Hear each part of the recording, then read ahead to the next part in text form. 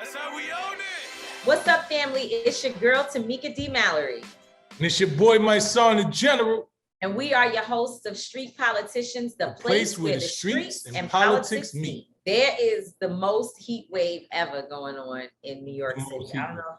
The most heat wave ever? The most heat wave ever. Like I called my parents and told them, abort mission. Don't go outside at all. Don't care where they planning on going. It's too hot.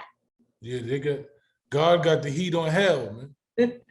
The heat is on hell there, man. And it's everywhere. But you know, it's so funny because all of these folks, and I'm not going to say which party they belong to, which political party they belong to, but there are many people in a particular political party that do not believe that climate change is a thing, right? They don't believe in it. And global warming, if you will. And it's crazy because the other day I was traveling from New York City to New Jersey, and the rain came. Like as I was leaving the house, I noticed that it was about to rain, but you know, I'm a good driver, so I wasn't worried about it. So I get in the car, start driving, and eventually the rain starts coming down. When I tell you, the storm was like nothing I have been in, and I have been driving now for however many years, 20 years. I have been through, storms, traveling, everything. I've never in my life drove through a storm the way that this one was. Water was coming on the bridge. And the reason why I mentioned I was going from New York to New Jersey, you know, you got to cross the George Washington Bridge, unless you take other routes, but the George Washington Bridge is the major artery. And the water was coming off the sides of the bridge onto the cars. So that means that the tide was so high, the water was up so high that it was able to splash back and forth on each side.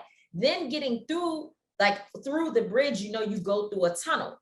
So when you get in the tunnel, obviously the tunnel is all the water around it. There must be holes. I don't know what was going on. The water was splashing, was coming. It was pouring out of the tunnel and out of the walls onto the vehicles. So the water was coming like in from the sides. And in order to get to the George Washington Bridge, there's this particular area in the city. It's like in Washington Heights, you know the area, I guess that is where Columbia Hospital is. And it's like under the George Washington kind of.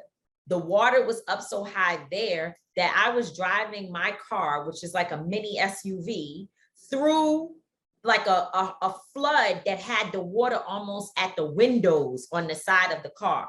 It was stuff, dirty ass New York City rats going through the water, swimming. It was really, really crazy outside. And so for people, and then you turn around and you have that storm 2 days ago, and then this heat wave happening now. You can't, in some way they said across the country, there was an ice storm that happened in the last few days. You can't tell me that something is not happening with the ozone. Like there is a problem. It's definitely, the weather is different. Like, you know, been around a long time and I haven't seen the shifts in weather, you know, this way. One day is at nighttime, it was damn near like 60 degrees. You know what I'm saying? It was like cool. It was mad cool. It was like 90 degrees and it was getting 60 degrees at night. It was just weird. Yeah. It was like fall kind of, like fall was approaching. It's just the beginning of the summer. So it's definitely been a lot of changes with the weather. Anybody who doesn't notice that, you know, is crazy. And that rain that day though, I didn't leave my house. I looked out the window and was like, nah, I ain't going out there.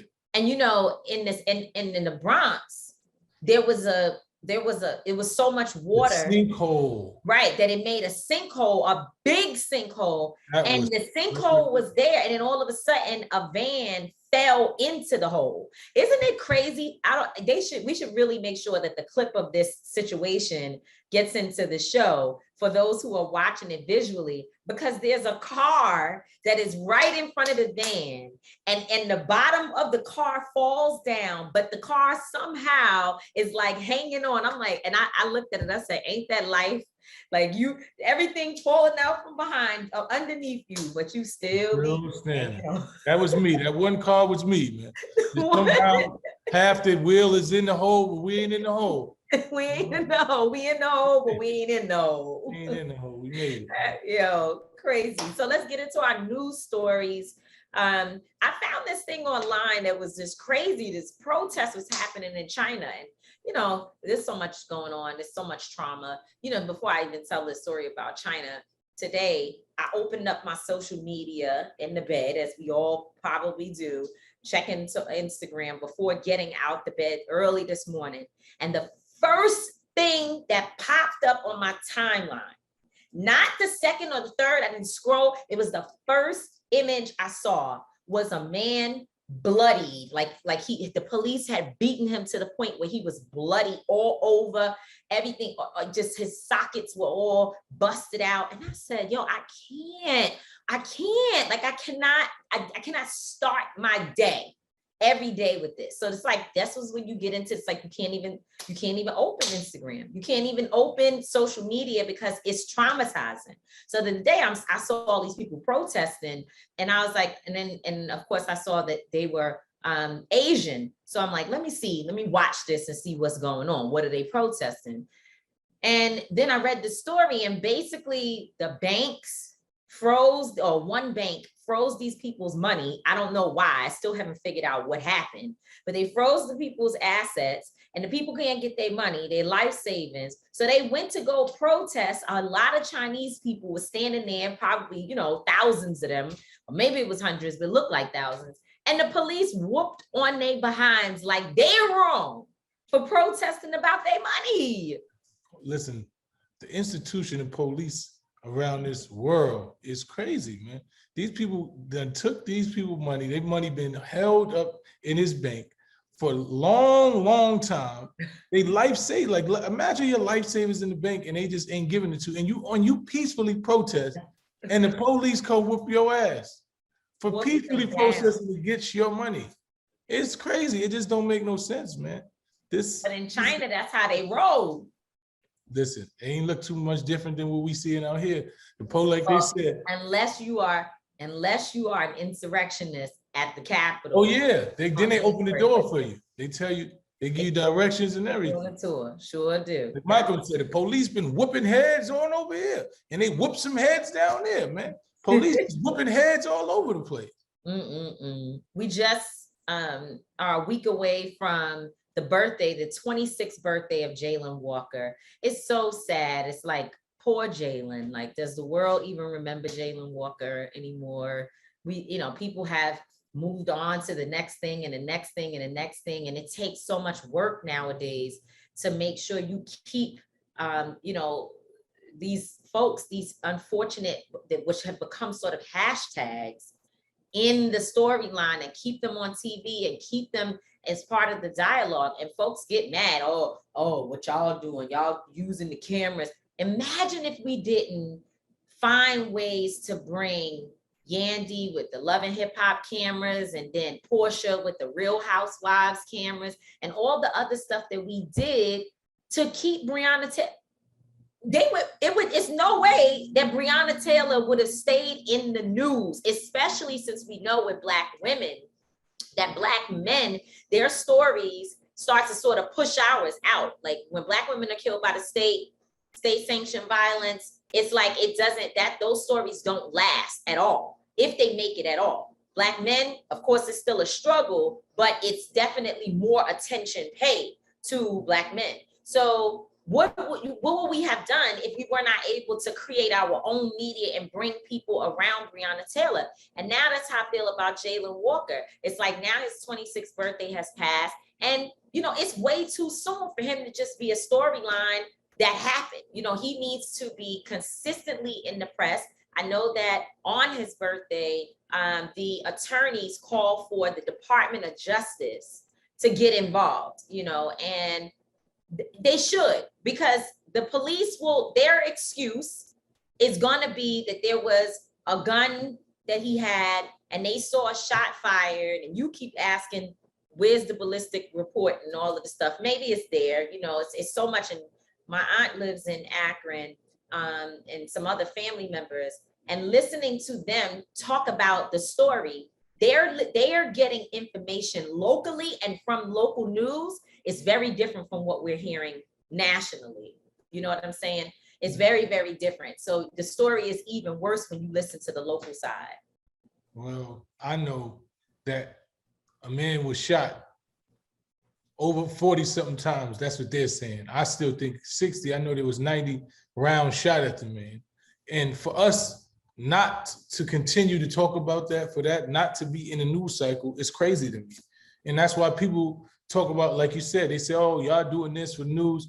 If we don't do it, you know, if we don't really take that responsibility and we don't get in front of these cameras and say these names and make sure that these families and situations are highlighted, then it's swept under the rug. It's so many people that you don't hear about, you know, and a lot of people say, oh, y'all go for the, you know, what we try to do is bring attention. We try to bring awareness. We understand, you know, the injustices that are happening, and families don't have the proper recourse or the proper platforms. You know, they don't have the media, they don't have someone to elevate their voices. So when we come in, that's always what we try to do, man. And it's sad, like you said, to see that on his 26th birthday, you know, he's basically not even in the news cycle anymore. Nobody's talking about it. Not enough. Like it's common, like it's just okay. It's not enough, you know, it's not enough outrage. Like we say, we're not outraged enough. We're not. That's our brother Angelo's attorney, Angelo Pinto. I always have to correct myself. You know, that's the statement that he made, and we're not outraged enough. So it's our job to keep saying Jayland Walker's name, and we will do that. And we think the Department of Justice absolutely needs to pick up this case and investigate it directly, to really see what went on. The attorney, Robert DiCello, he says after the funeral, we did a press conference, he said something that was very interesting that I never even thought about. He said the officers got a chance to go home, right? And watch, no statements were taken there on the scene from all of these officers, at least 13 of them.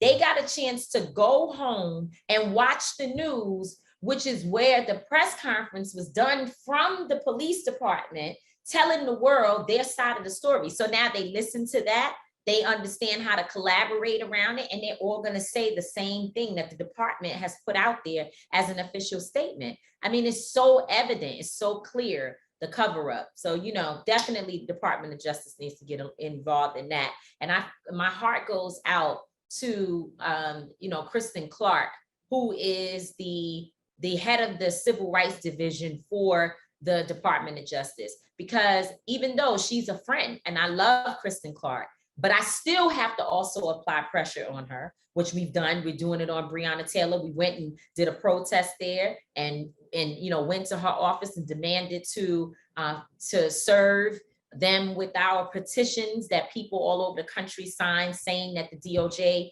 needs to get involved. And there's been a number of other cases where we've done the same. We unfortunately cannot give that sister, you know, a easy time while she's in office, but it's a lot of a burden to carry as a Black woman, to be the head of a department that has so many issues coming in the door every day, and trying to make the right decisions about which cases you're going to go after, which cases you're going to investigate. It's hard work, but it's work that she wanted to do, and now we all have to hold her responsible. Exactly, man. That's why she got in the office.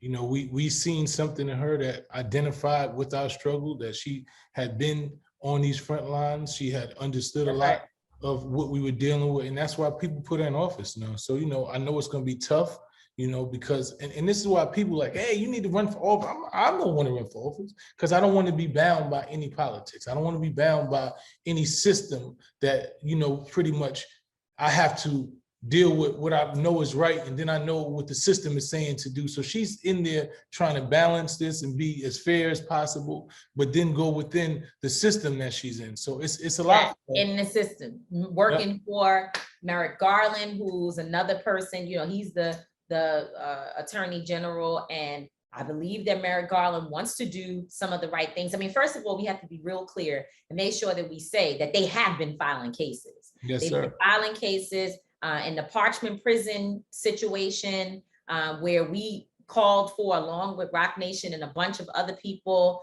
Yo Gotti, when we called for Parchment to be investigated, the Department of Justice came out saying that the civil rights of incarcerated individuals in that prison were being violated. So there's been cases, there's been situations where we see the Department of Justice stepping in. It's not enough though. It's not enough, right? And I don't know when it ever will be enough. But again, to your point, hey, and she actually was appointed by Merrick Garland to be the head of the Civil Rights Division. And she had to go through a whole lot of questioning in order to get confirmed by the Senate. And one of the things they asked her about was her relationship with me. It was on the record that they challenged her about signing a letter on my behalf to support me during the time when I was under attack, with the Women's March. So they really, they gonna kick everybody, all sides are kicking the doors. And, it's important that the Department of Justice stay focused and they need to do their jobs. So that's that on that. Next is the street renaming for Eric Garner. In Staten Island, they renamed the street for him. I saw Miss Carr, Gwen Carr, looking like she was just so proud, that something happened to always put a stake of claim, if you will, put a stake in the ground right there in that space for her son. And I saw somebody online like, why do we choose these symbolic gestures, or why do we settle for symbolic gestures? It's not a settling. That lady fought for justice, and her grandson, Eric Garner Jr., he also is a part of this. They fought, right? Their daughter, his sister, what's her name? Erica Garner, she died fighting for her father. They did all that they could do. So the street renaming, while yes, it's only symbolic, it's not going to bring back Eric, and it certainly doesn't give him justice. They deserve that also. They deserve the streets to be renamed. They deserve the money they won from the lawsuit. They deserve they deserve convictions. They deserve all of that. And unfortunately, we can't control getting each one of those things as we would like for it to be. But when we do get certain things, it's important that people, especially on Staten Island where all those cops live, because Staten Island is heavy police. And the fact that they have to drive down a street named after a Black man that they killed and disregarded, right? And smeared his name, even though that may not be real, true justice, but it at least is something. It's a gesture that those individuals will not be comfortable just living. When they go to Google, when they tell their family how to find their homes, they're gonna have to say Eric Garner Way as a part of, and I'm not saying again that I think it's the best thing in the world, but those folks, they didn't just settle, they fought and they continue to fight. And Ms. Garner is everywhere around this country fighting for other families as well. And that's the truth, man. Like you said, it's not, I'm sure that we would definitely rather have Eric Garner, right? Instead of the name on the street. We would rather have justice for fired Daniel Pantaleo. We would rather have him inside of prison. We fought for all those things. But as we get some level of acknowledgement, to make sure that he didn't die in vain, that he's immortalized, that the story of Eric Garner will be told, that block will symbolize what it is that they lost and what it is that he represented to this world, and how he ignited fires through this city and got people to really fight for justice. We don't want to take that away. You don't want to see, when you see a mother smiling that her child's name is somewhere, knowing that she hadn't smiled for years, knowing that we normally see Ms. Carr on the front of a newspaper because she's sad about a situation, she's receiving bad news that they're not going to fire the officer, that they're not going to prosecute, right? So when you're able to see some level of comfort, let that lady enjoy that. It's not about you. It ain't about what you think, right? Maybe you don't want that, but this family gets to enjoy the little things that they do because they've been through so much trauma. So, congratulations on that. Our heart goes out to that family, and we still want justice, and we still want the officer locked up. And hopefully we'll get, a district attorney in New York City that we can look and reopen this case and actually get some justice for Eric Garner, because that's still the goal. That's right. I don't know. Is that possible? Like, we should really look into that, because there are new district attorneys. Like, what could they do? I don't know. Maybe they can't, but that's a good question. We should find that out from our legal experts. Like, what can be done?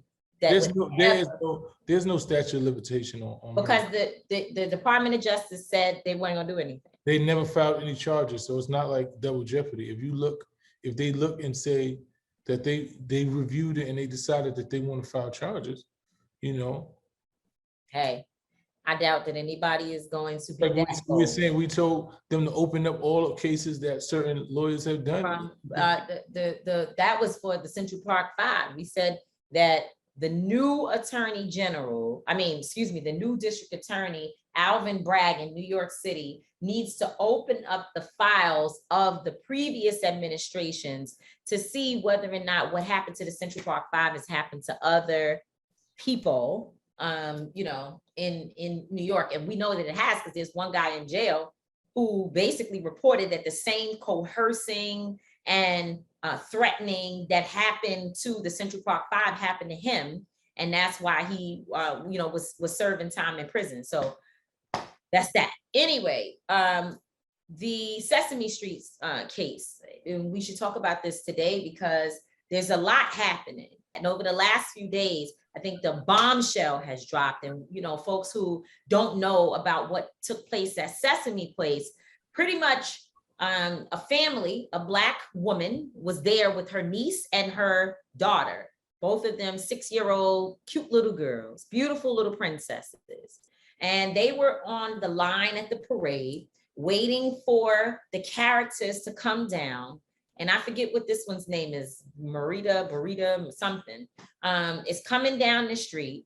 And this character high fives a white woman. You see Rosita. Who? Rosita. You see her, well, I guess it's her because she is the character, but we don't know who's behind the character. But nonetheless, Rosita is interacting with different people, and all of them appear to be white folks, like right in that very short period of time. Once she gets to these two little Black girls, she says no to them and like shuns them off and avoids them altogether and walks past them. What we now know is that she went right directly after the family to a white person and hugged them, right? So it's very clear, the discrimination that took place. However, and it's unfortunate that we're in a time where we need video footage that pretty much shows every single thing, because the mother said, Jody said, that the character Rosita went to a white family. People say, oh, I don't know if that's true. I can't say for sure. If that, you don't have video. Okay, so now there's footage of it. But even before that, just the experience, I didn't need to see what takes place after. All I needed was just right there, that interaction. It was just dead wrong. And so until Freedom, we got involved and we issued a warning telling other families, Black families particularly, but also our allies, to be careful when considering where you want to take your children this summer, your vacation time, and make sure you know that at Sesame Place, they are discriminating against Black kids. And of course, all these other videos have come out where you see the same thing happening with the same character and some other characters in other situations. It's really, really unfortunate. And we're standing with Jody and the family. We held our press conference together last week. Like I said, this new information is out there. And we're talking about racism today on the show, but I'll say this last thing. I saw a couple people in the comment section like, well, I went there with my family and it didn't happen to me. I don't know. And it's like, why do Black people always feel the need just to, not all Black people, but some Black people, feel the need to try to explain away Massa's problems. Like, why?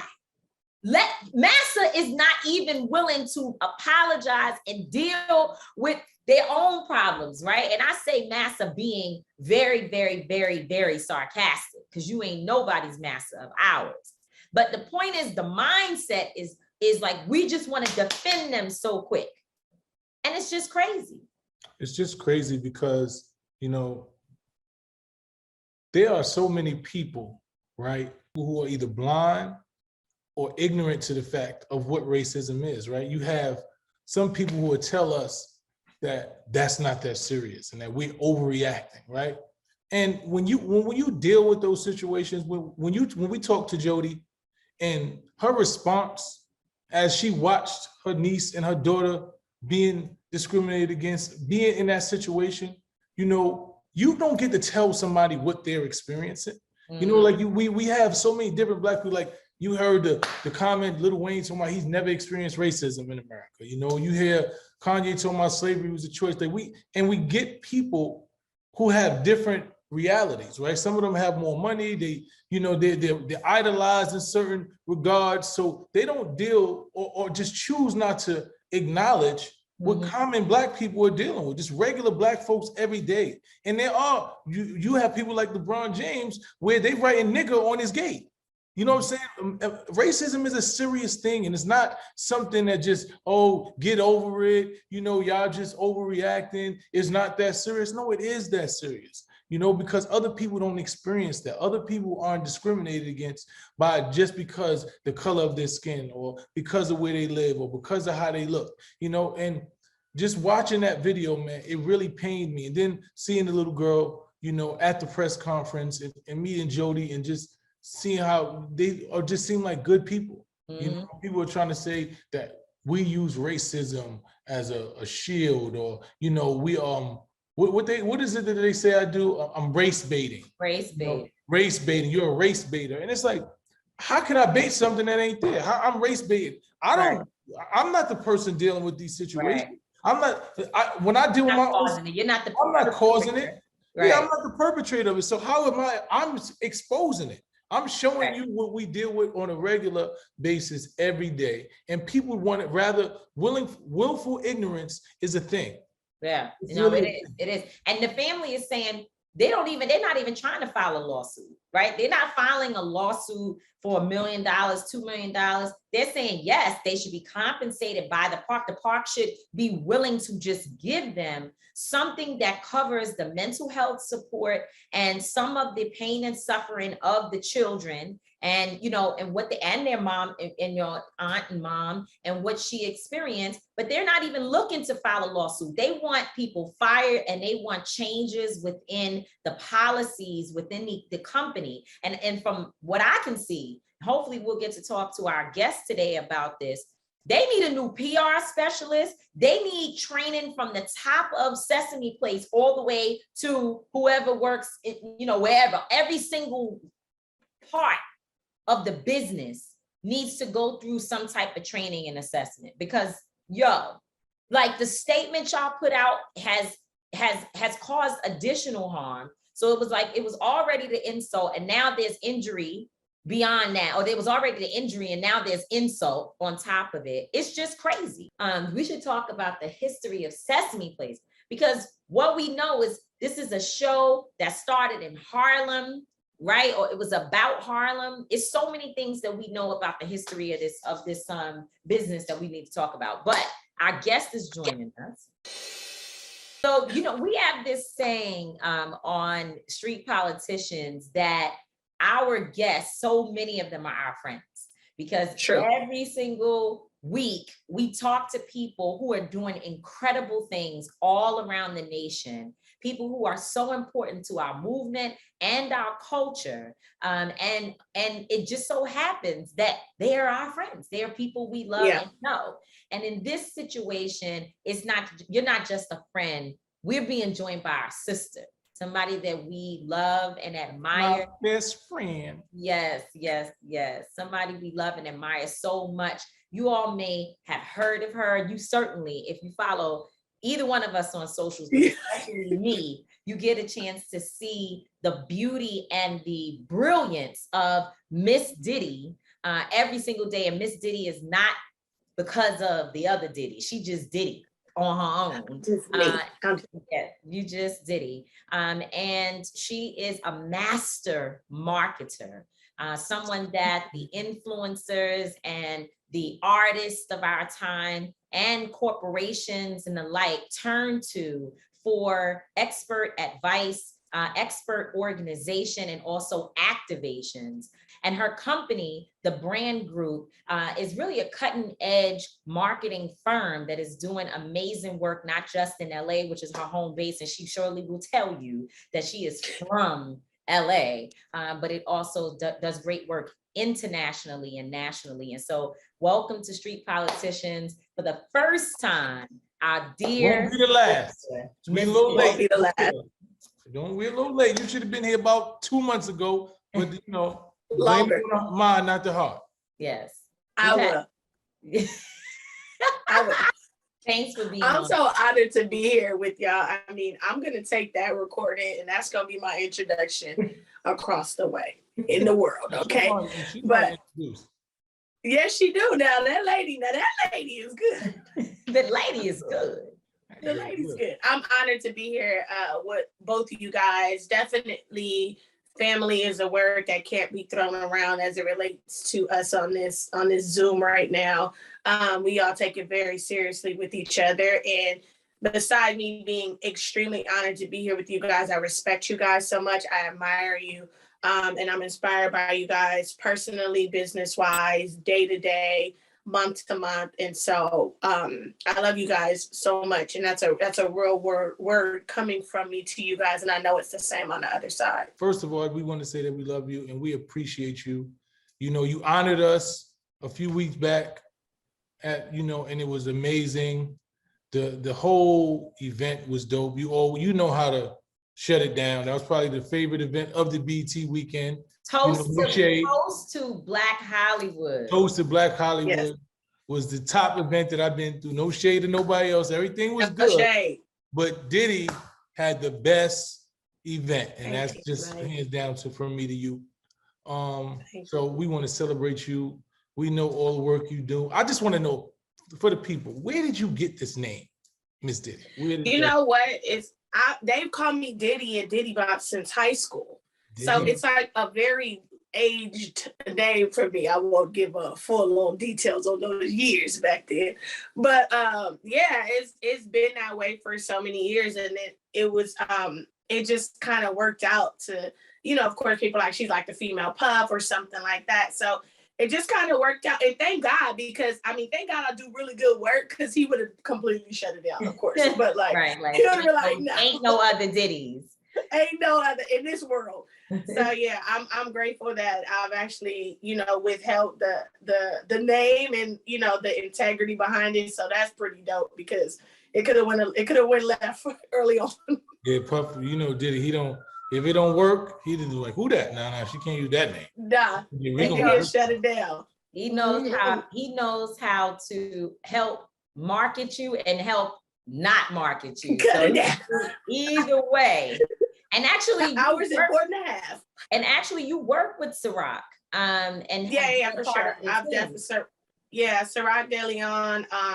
I've actually worked with Ciroc on multiple facets for probably like 10 years or so, because there was other people that worked in the company, and Nathan worked with Puff for a long time. And I've always worked with brands, liquor brands and spirits, because of doing so many events and being a promoter and things like that. So I just always had really great relationships across the board. So I've worked with all of them, but I've definitely worked with Ciroc for a very long time in different facets. I just want to say one thing, that yes, you had the #1 event during BET weekend. However, yes, I have to give you a close second. You were like 1A, and then there was a 1B, and that was that damn Club Quarantine, because it was popping. Oh yeah, I know it was popping. Y'all was there. The folks was there at 6 a.m. It was amazing. I was too tired. Now you can't be I was tired at tired. Club Quarantine. Ain't no. Wow. No, you got to stay up, Mike. And that's the thing. I said, y'all listen, okay, I got to stay in this here bed. I tried to make it out in my mind. It didn't work out. And you have a wonderful relationship with D Nice as well. Yes. So you know every damn body. Who doesn't? Everybody. Everybody. But you know what? Being a promoter early on in my career allowed me to have really dope relationships with a lot of people in different times in their careers. You know what I mean? Like early on in their careers or later or whatever, you know, Jazz Prince has always been a really great friend of mine. So when he had Drake early on, he's like, you gotta meet my artist. Like everyone is like that. So if I'm cool and we're cool and we have a good relationship, we just keep the relationship. So like I know people be like, you just know everybody, but it comes from all different sides of the world. You know what I mean? So So you started out being a promoter. Yeah, I was a promoter in the beginning of I actually worked with Ye first when Good Music, when Kanye started Good Music. So I did like the West Coast promotions over there. And then that kind of segued me into promoting. And because I always had a marketing mind, or like I could see things, you know, kind of on a grand scale. And I've always been a visionary.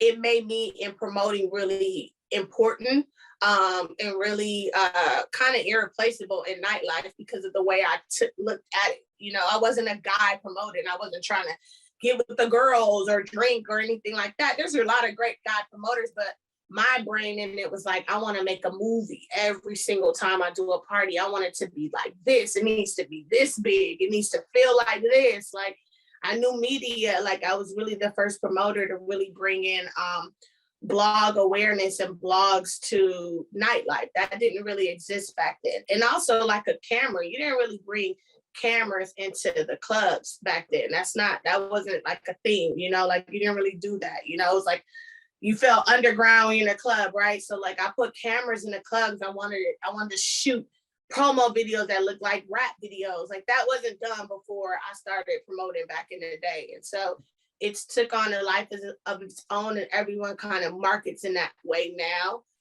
So I'm glad to see the evolution of it. Nightlife is important. So go ahead, Mice. No, I was about to ask you. So as a woman promoter and a woman ambassador and brand, do you feel like it's harder? Do you see like sexism within the industry? Or? Yeah, sure. I mean, 100%, you know, and the thing about my career and my personality, like you guys know me extremely well. So, you know, my assertiveness really led in a lot of areas. You know, I'm really sweet and I'm really graceful, but my assertiveness led in areas, and it helped kind of shut down things, you know.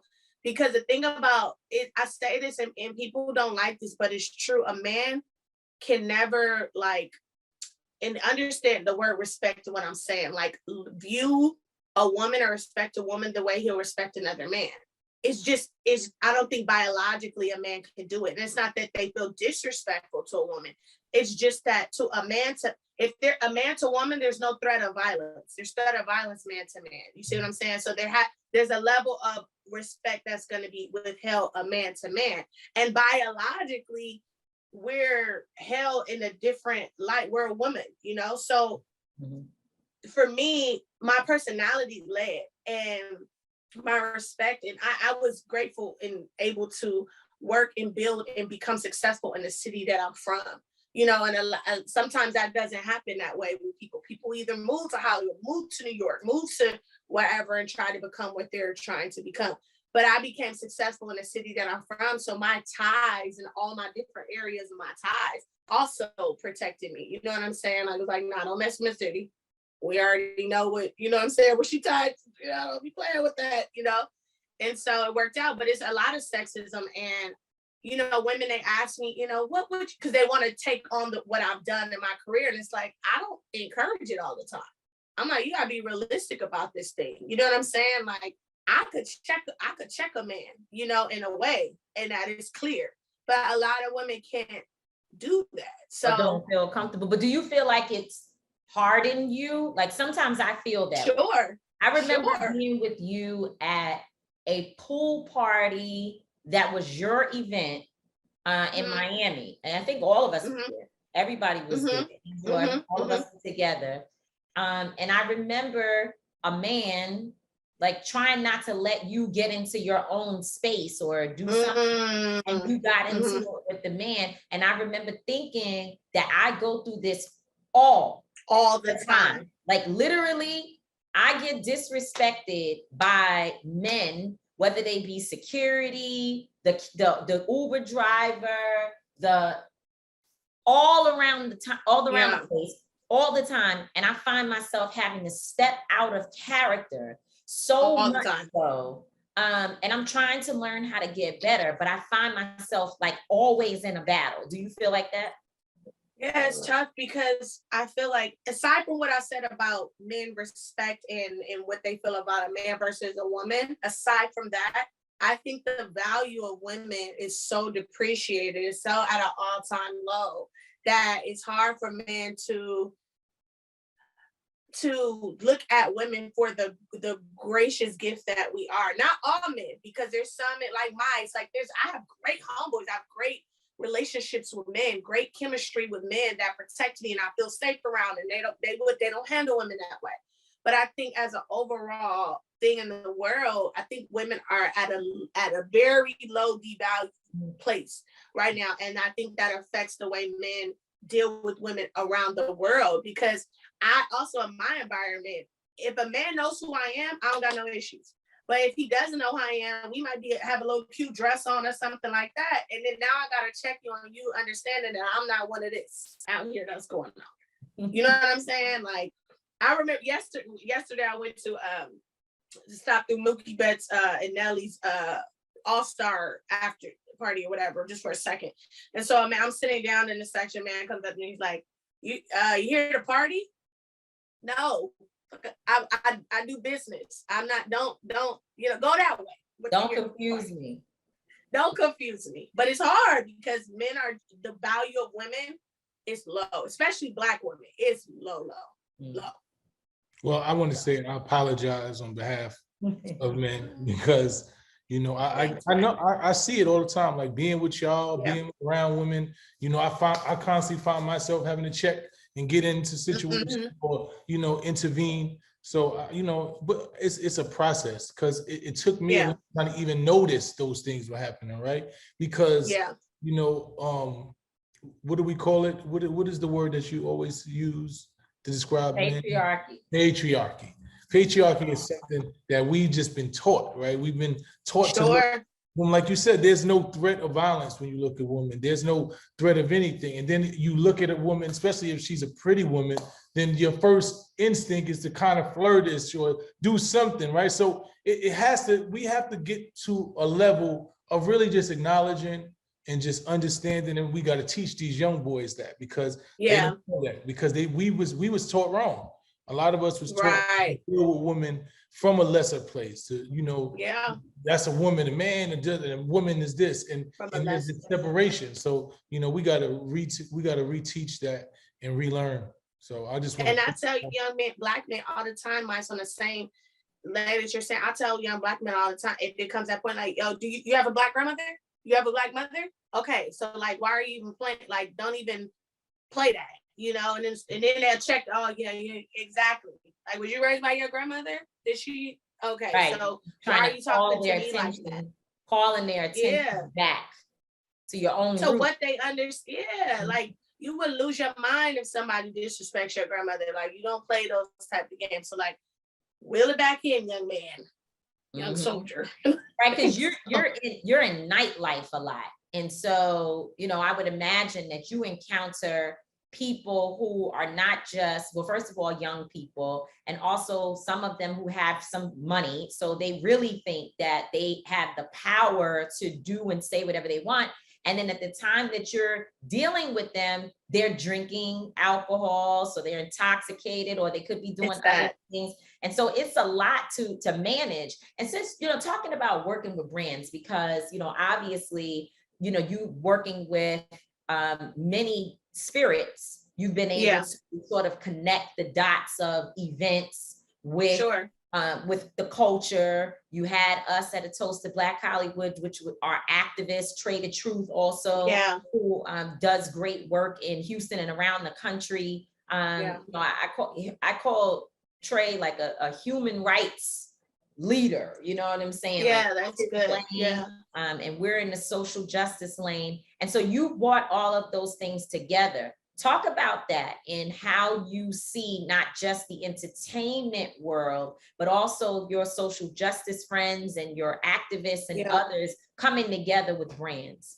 You know what? That was always important to me because it's who I am. It's all pieces of who I am, every person, right? So even when I was promoting, like, people would just focus on maybe a one person to promote. So I'd be like, no, like, my A&R friends were just as important to come as the celebrity who you think you're inviting, or whatever the case may be, because all of these pieces of people are exactly who I am. Like, I'm a church girl. I'm gonna go to church on Sunday, honey, but I'm gonna have me a sidecar. You know what I'm saying? No later on, and I'm gonna have me a good time, and I'm gonna go to Miami, and you know what I mean? And so I don't think that you have to not be exactly who you are.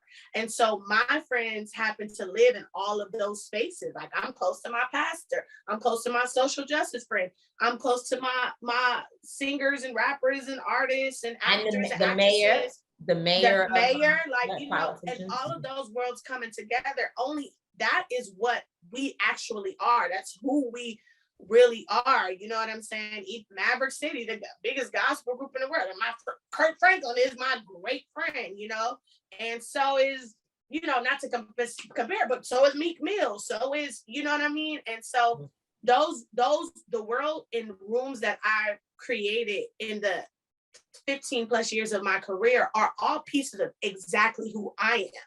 And that was always important to me, that people see each of you guys in the rooms together, because you're all one. Like, so many people were so excited to see my son. Like, I never even got to tell you that. So many, even rappers, like, I seen a picture of you and Simba, and like you and Benny the Butcher. It's like those, and then just see everybody was so excited. And it's like, those are the rooms that are important, because it's the people that you may not be able to see on a normal, and you're having real conversations. And that's what I've learned. Like, even dealing in corporations, brands, spirits, all of that, the real conversations is what moves the needle. And that's why people are like, well, how do you get these brand deals, or how do you get these partnerships? Because I have real conversations with people. You know what I mean? I just did an event with UBS, the bank, and Mookie Betts. It's like, I have real conversations with UBS, you know, about everything that's going on. You know, United Nations was a client of mine at the time that, you know, of Breonna Taylor's whole thing going on. Like, and I'm having real conversations with these people from all race. I'm not playing none of those games. I'm exactly who I am. And so the rooms that I create are always about all the pieces of me, you know, and no one being able to be like, you can't do that because you should stay in this lane, or you're that. I just don't believe in that. Like, Black people are magical, you know, and we have so many facets of us, you know what I mean? So the rapper that can also sing but can also act. Like, what if Ice Cube didn't make Friday? What if Ice Cube didn't create the lane where you put comedians and actors and rappers in one movie and you make classics? Like, what if that didn't happen? Like, it would change the trajectory of our culture as a whole, you know what I'm saying? So that was always important to me, to mesh those worlds. It's important to me too, because starting out as a hip hop artist, and then, you know, maturing and evolving into an activist. Absolutely. And understanding the importance of both of them, right? Because hip hop is it's the culture, right? So if we're not involved in activism, we're not connected to the real meats and potato of what's going on with our people, then what are we doing? So I've had those conversations with people. Like you said, I've been in the club and had DJ come up to me like, what you doing in here in the strip club? And then, what you doing? The same thing you doing here. I'm giving me a drink.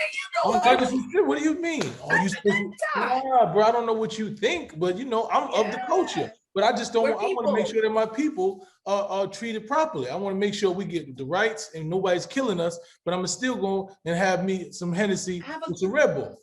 You know what I'm saying? And I'm gonna have a good time, because this is who I am. That's it. People are so miserable because they're not able to be who they are. You just have to be who you are. Like, I've always had good relations with all my pastors. Like, and they follow me and they know. And they know. And they know, because my pastor, who my son knows, my whole world opens up when he calls me, right? Like, he is my everything, my pastor. Because, and you know, some people might not understand that. And I wish that folks would have an experience with their pastor the way that I have, because when I was in the darkest moments of my life, and I ain't even talking about recent dark stuff, I'm talking about dark stuff that went on that folks don't know anything about. Because, you know, there's dark stuff that you tell the world, and then there's dark stuff that you don't tell anybody about. Absolutely. And he sat in the middle of that with me, right? And was there with no judgment.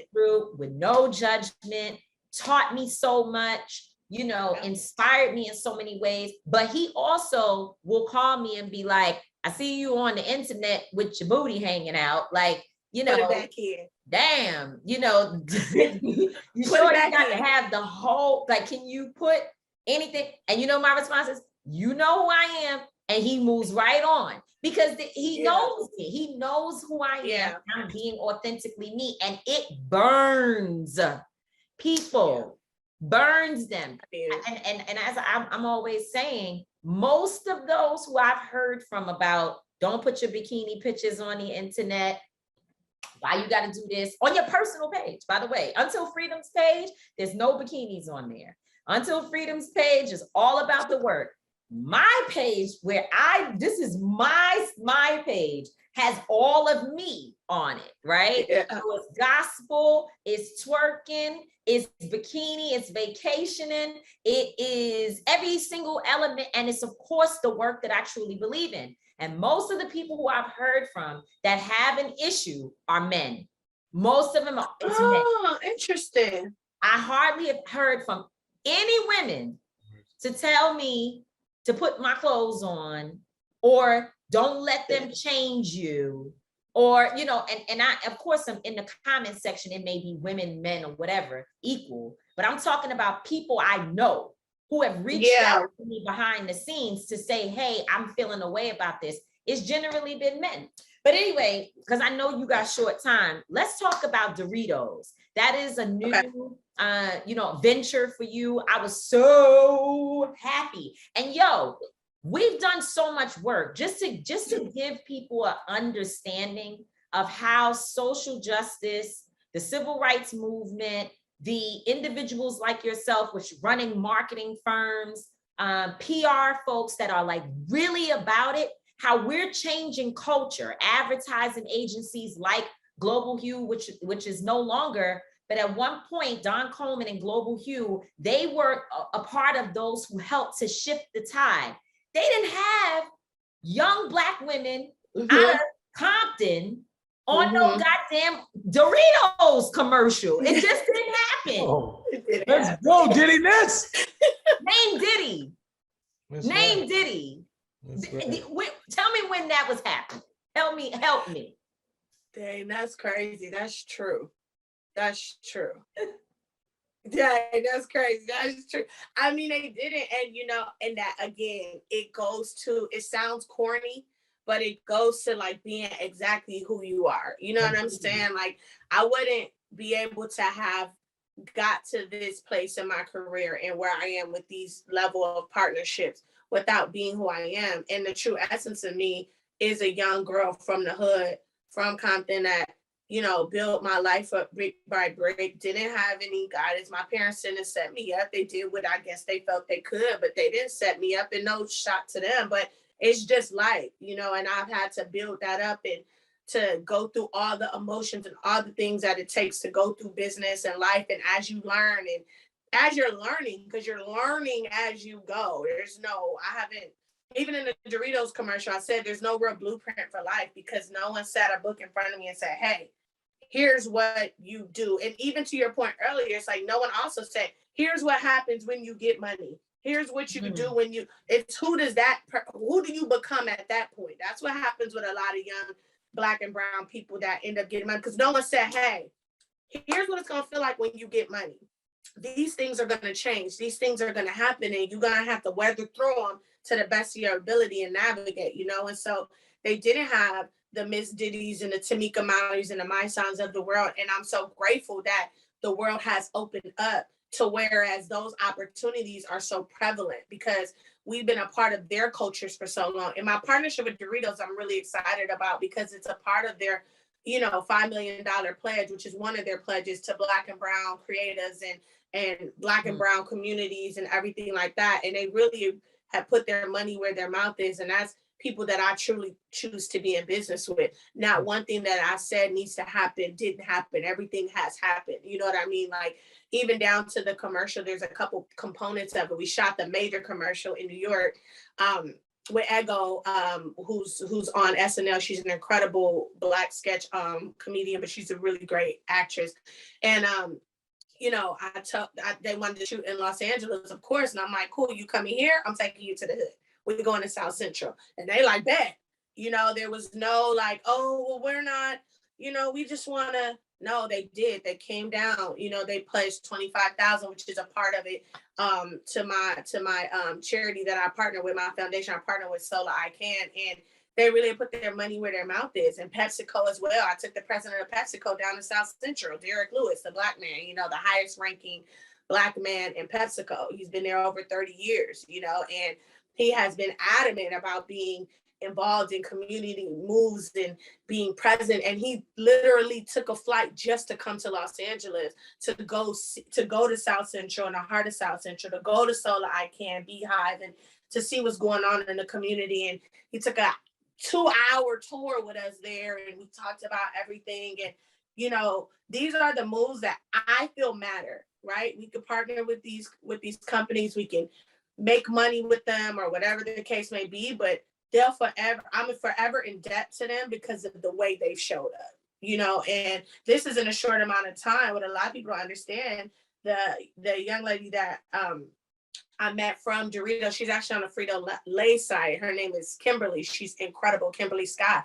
Tamika and I were actually on vacation in the Bahamas in December, and that's where I met her in the Bahamas. She came up to me and she was like, I know what you do. I know your work. I'm a huge fan of your work. We should work together. And I'm like, man, like, what's going on? Black woman, like, what's going on, queen? She's like, I work at Frito-Lay, da-da-da. So we just built there. Tamika flew in the next day. She met Tamika. She's, of course, a huge fan of Tamika. And, you know, she's been a driving force, a Black woman in that space. She's a mastermind. And I tip my hat off to her too. But PepsiCo, Doritos, and everything that has to do in that organization, I'm gonna forever be in debt to, because I've seen with my 2 eyes in a short amount of time the way they've shown up, and that's people I care to be in business. Before you go, Mysonne, to your point, because I just gotta stick one little thing in there. Well, two quick things, because I know you gotta go. And this is just such a good interview. One, the issue of, like, so when you talk about Pepsi, right? Like, I know them for some great stuff, but I also know them for some areas that they've had to do some serious work on, right? And we don't know that corrected. Talk about that. Like, how do you deal with brands knowing that on one hand, there may be some real funky stuff going on, but then you see where they're doing good work at the same time? What is, especially from your perspective? And the last thing I want you to talk about, which ain't got shit to do with what we just said, is your fashion. So you can put that at the very, very end. I told the people we was gonna talk about something serious. We gotta talk about fashion real quick before we go out of here. But Instagram, my son, we gonna talk about serious. Nah, because people want the full, they want fashion and serious. Fashion serious, my son. But you know what, Tamika, I have conversations. Because I am an entrepreneur and because I serve God and no man, I'm not afraid to have conversations. Because I'm also queen of, hey, maybe we should have worked together.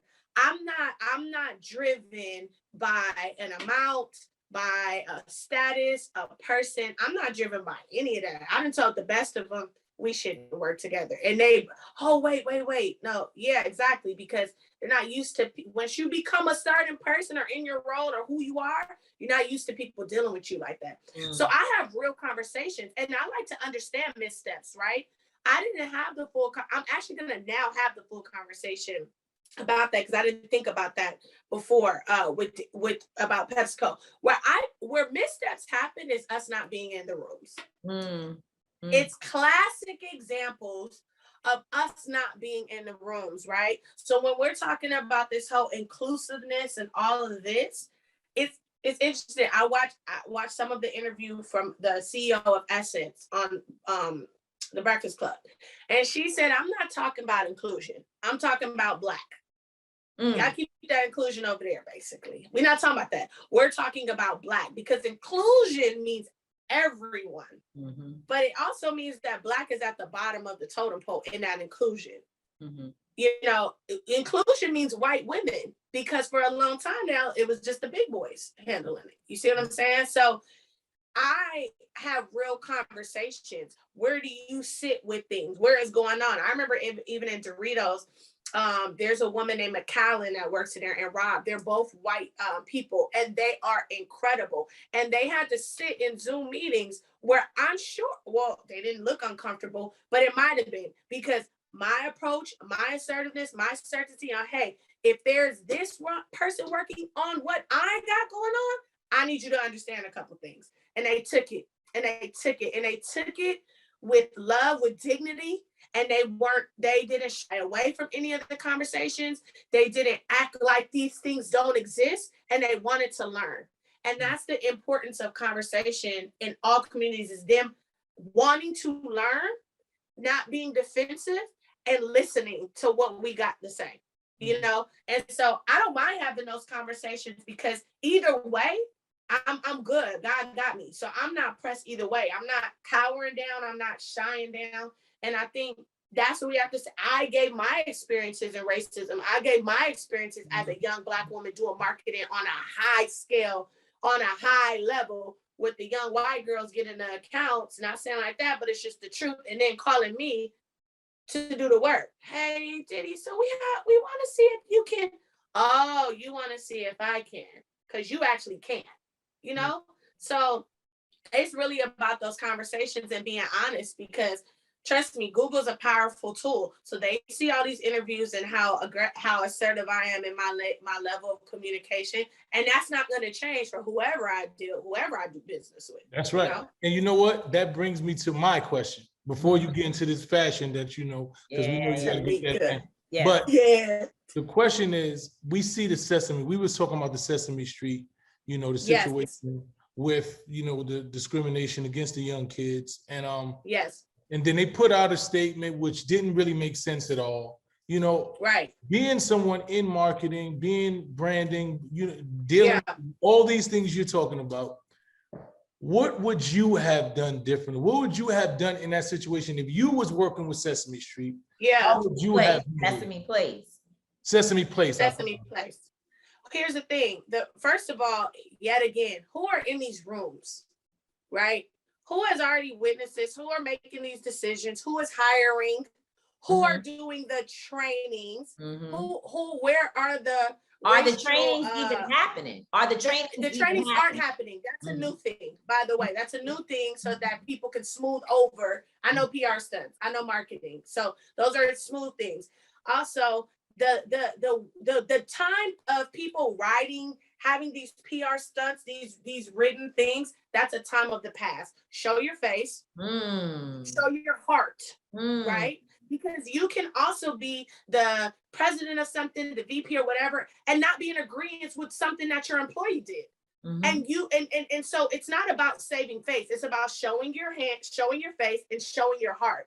Hey guys, I too am appalled at what happened, and we're gonna take a deeper look. You can also have language around things that don't implicate someone if you don't know their true intentions, because it's all relative. You got to put your fingers up. All of it is relative. If you don't know someone's true, you don't know the character's true intention. They didn't see the kid, whatever. Yes, you did, but fine. But show your face and show your heart. So the the typing up a PR letter, we don't want to see that anymore. If that was my client, I wouldn't allow them to do that. And if they chose to still do that, I would show my face and show my heart and say, I don't agree. I don't second this right here, because it's no longer the time to act as if this is not a true thing.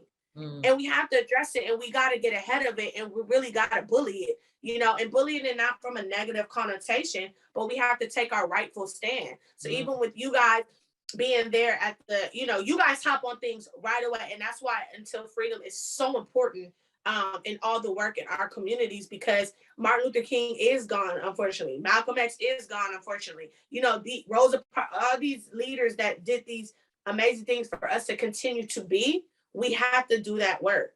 So for me as a marketer, I wouldn't allow that to go out. I would say this is bullshit. You know what I mean? Show your face, show your heart. And that's something that we need to really be demanding of people, you know, because we have personal conversations and we say how it feels to us, but we really gotta, it's kind of time. We gotta, a lot of people, Diddy, a lot of people saying, and I'm reading these comments that, you know, oh, you're overreacting, you know, it's just about money, it's not racism, you people are, you know, you just race baiting and all these things, and racism is not a thing, and this is just something like, what do you think? Well, here's the thing, racism is real. It's evidence. It's in history. Like, you can't even talk to those people. That's pure ignorance. And the thing and it's black people. There are black people who that are telling us this. Because it runs so deep. We've been brainwashed for so long. It's so deep. It's so much deeper than what we could ever really truly unpack and unpeel. And that honestly won't happen probably for another 3 generations after us, the real full unpeeling, because it's so deep. Like when people, you got, when you get the chance to go to Africa, like we have, you understand how deep it really, really runs. If I, as a young Black girl, as a young inner city Black girl, my first look at American history was them teaching me slavery, right?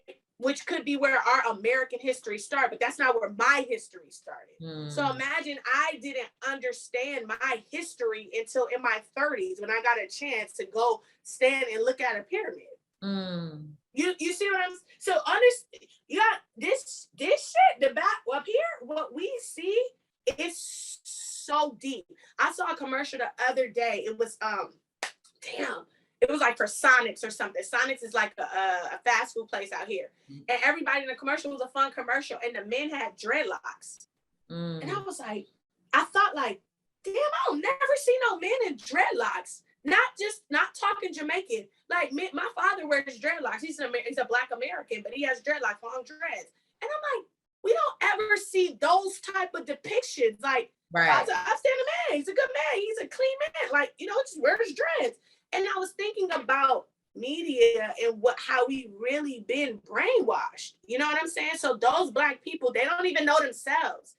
I was talking to one of my African friends, and he said, you know what, did he say? I felt bad for Black American women and Black American men. I was like, what do you mean? He's like, because Black American men have an insecurity that African men don't have because they don't even know who they are.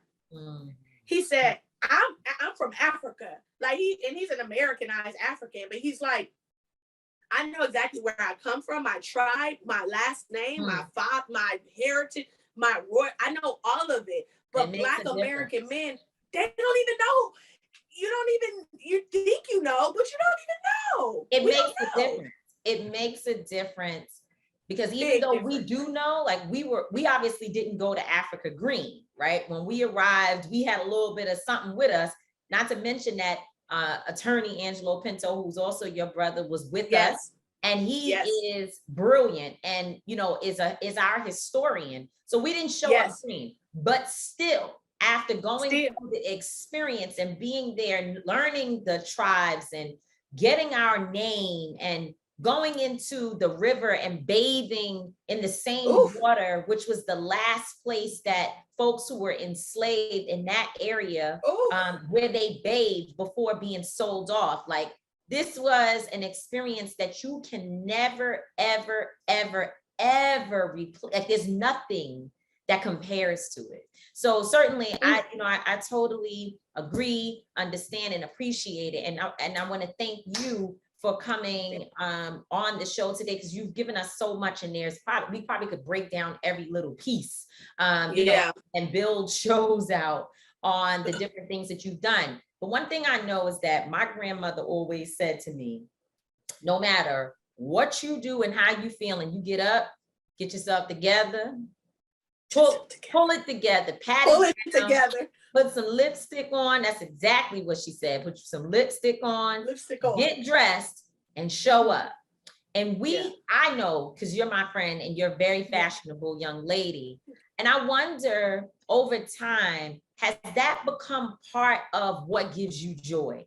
Is being able to make sure that when you're showing up, and you're a high-low person, because you'll be like, you do not need a $200 sweater.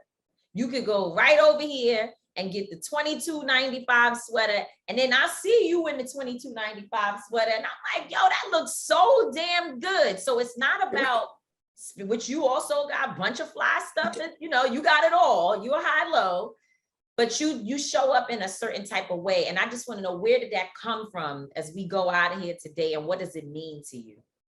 You know, I don't think it's a part of my joy. I think it's a part of who I am. My grandparents were very, very clean cut people. And while all my grandparents are deceased now, who they are and their souls, like who they are actually hit me. It's not my parents as much as it is like my grandparents, you know.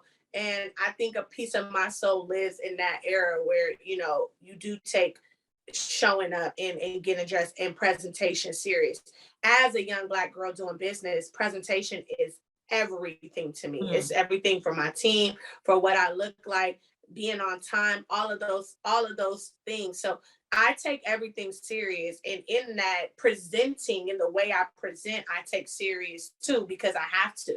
You know, I wouldn't be as, you know, I believe in being buttoned up and looking buttoned up and presenting buttoned up. I think there's a power in that. You know what I mean? Like when you are buttoned up, when you show up, the things that I demand as a business person, I can only demand with showing up looking a certain way. There's no way I could demand what I demand, expect what I expect, and not take no for an answer without checking off all my boxes when it comes to showing up. So I don't think it's a part of my joy as much as a part of who I am and what I value and presenting and the way I show up. Diddy, do you have a boyfriend, Diddy? Yeah. You got one for me? Because that's do you have one? You got another one? show. It's rough. That's another show. They terrible. I don't have no boyfriend. I'm not even dating anyone. That's the crazy part. Do you think that working so hard, that's your focus? Like, are you focused? Are you like? I'm definitely married to my world, but I would welcome in some real shit. But I don't like none of that other stuff, because I don't like wasting my time. Now I'm thinking about it, wasting my time with you, and I could be making some money. Now I'm mad. I'm mad. Now you mad. We are dating. We all dating. Oh yeah, we're together. Well, we've been together a long time. We go together real bad, because we've been together. And it's many sisters out here like that. It's so many of our sisters who who are not even dating. So it's not just I don't have a boyfriend, but I'm also not even dating. And it's unfortunate that there's something about successful Black women who are assertive, that is very difficult for us to find the right people to engage with us and for us to engage with. And I know that there's so much of a conversation around submission, and we don't have the time to talk about it. Yeah, I need to come back on and talk about that when you're submitting. And I don't think, you know, any of us have an issue with that, because I certainly I want to be submissive, and I want to be taken care of. And I want to, what they say, what's the new thing? The soft life. I want to live the soft life, but it's not easy. No, and our souls crave something else. That's why the soft life was tough for you and I, because our souls crave something else. We could want a soft life, but our souls be like, "Girl, go to the rock." But yeah, I'm coming back to talk to you about that. Yes. Well, we just want to say thank you. We love you. So much. The brilliant Miss Diddy, the greatness. She is the best brand ambassador. She is everything. If you don't know Miss Diddy, please look up Miss Diddy, follow her. She has done such amazing work and continues to evolve into this budding butterfly that she is. Thank you, bro. Miss Diddy, the brand group, love you so much. Thank you for being with us on Street Politicians. See you soon. Yeah. Bye, baby. Love you. Diddy, I love Diddy. I call her Diddiness. I just love her energy. This is who she is. That right there, that interview we had is exactly who she is all the time. She's always looking to laugh. She's always going to say some real shit at the same time. And, and she's professional. So super professional. She's one of our friends that is really top tier in terms of what she does with her business. And a lot of people don't know because, a lot of times women are just discounted anyway and things in the work that we do. But, I'm sure there's a lot more that she does every day that never makes it to socials, right? But we get a chance to see her work. And one of the things that I appreciate about her being my friend is that she's extremely helpful and caring. And she always is willing to step in to try to, assist and provide opportunities and resources and ways that she can, build up other folks. And so love her. And I think it was a great interview as well. So what don't you get this week?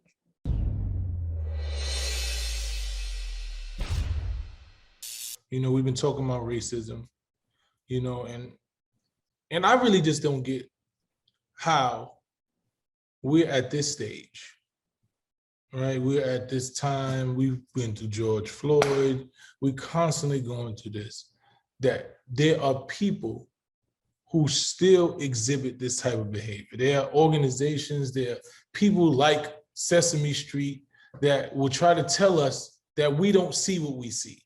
They'll try to tell us that this ain't racist or this ain't that, or, I really just don't get how people want us to just be quiet. How they just want us to just go and be quiet and allow the disrespect, allow the discrimination, allow all of these things to happen to us when history has shown what we've been dealing with. Why do people expect us to just deal with it?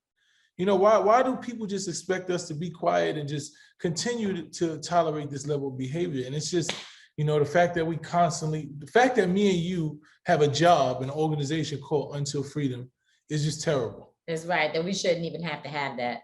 It's terrible. It's really terrible, like that we still got to fight for equality in a country that we damn near built, that we pretty much built, man, every day, man. So I really don't get that. And hopefully somebody can give me some thoughts on this. If you know why people think that we're supposed to just take racism laying down, right? Wasting your energy. Wasting your energy because you're gonna get a bunch of nuts. I want to know because I really want to hear. Like, we supposed to just Jalen Walker, he deserved to get shot a bunch of times with no weapon, right? We just supposed to just be They'll quiet. say no, it was a weapon. It was in the car at one point. Weapon that was in the car that he got shot at while he was outside running. The weapon that was in the car. There's no weapon on it at the time. Clearly see, and we're overreacting. We're bugged out. We just trying to race bait. It's not about race. We watch, Rosita just walk by these two little black girls. And now we see the clear other side of the video that we can see her walk by the two black girls and go to the white girl. And we just supposed to be okay with it. We just want some money. No, we want these things not to happen. That's right. That's all. We want these things not to happen. So, hopefully, man, y'all can give me some insight, about what do you think? Do y'all think racism exists? Do you think that we just race baiting? Do you think that we just need to get over it? And, these things just happen. It's just osmosis. It happens. Like, we want to get some of your input on this today's topic. And once again, we've come to the end of another amazing show. Shout out to Miss Diddy for her excellent interview. Make sure you follow Miss Diddy. She's doing amazing things. She is continuing to evolve into one of the best branding experts in the world. And that's the end of the show. Tamika Mallory is not going to always be wrong. Mysonne is not going to always be right. But we will both always, and I mean always, be authentic. Peace. Lou, Street Politicians #1 show. #1 show. Listen to Street Politicians on the Black Effect Network on iHeartRadio. And catch us every single Wednesday for the video version of Street Politicians on iWoman.tv.